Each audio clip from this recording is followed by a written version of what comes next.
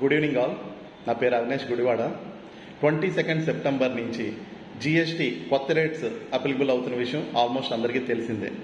అయితే మార్నింగ్ న్యూస్లో నేను చాలామంది ఎవరైతే కార్లు కొనాలనుకుంటున్నారో లోన్స్ అప్లై చేసి ఆ లోన్స్ని కూడా క్యాన్సిల్ చేసుకుంటున్నారు. అలా క్యాన్సిల్ చేసుకోవడం వల్ల వాళ్ళు ఛార్జెస్ కూడా బేర్ చేయాల్సి వస్తుంది.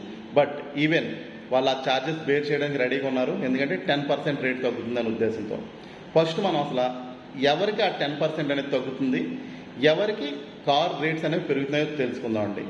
పెట్రోల్ కార్స్ అయితే 1200 cc లేదా అంతకన్నా తక్కువ, అలాగే లెంత్ అనేది 4000 mm అంతకన్నా తక్కువ ఉంటే మీకు 28% ఉన్నది 18%కి తగ్గుతుంది. అదేవిధంగా డీజిల్ కార్స్ అయితే 1500 cc లేదా అంతకన్నా తక్కువ ఇంజిన్ కెపాసిటీ ఉండి, అలాగే లెంత్ అనేది 4000 mm అంతకన్నా తక్కువ ఉంటే మీ కార్ యొక్క రేట్ 28% నుంచి 18% అవుతుంది. అయితే రెండు కండిషన్స్ సాటిస్ఫై చేయాలి, length and engine capacity.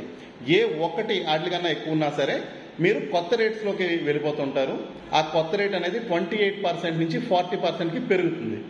So ఇప్పుడు ఒకవేళ మీరు కొనే కారు 28 నుంచి 18%లోకి వస్తుంది అనుకుందాం. అయితే మీ లోన్ క్యాన్సిల్ చేసుకోవాల్సిన అవసరం ఉందా లేదా చూద్దాం.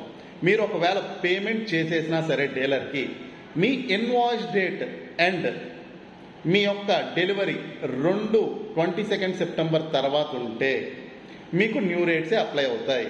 సో మీ లోన్ క్యాన్సిల్ చేసుకోవాల్సిన పని లేదండి.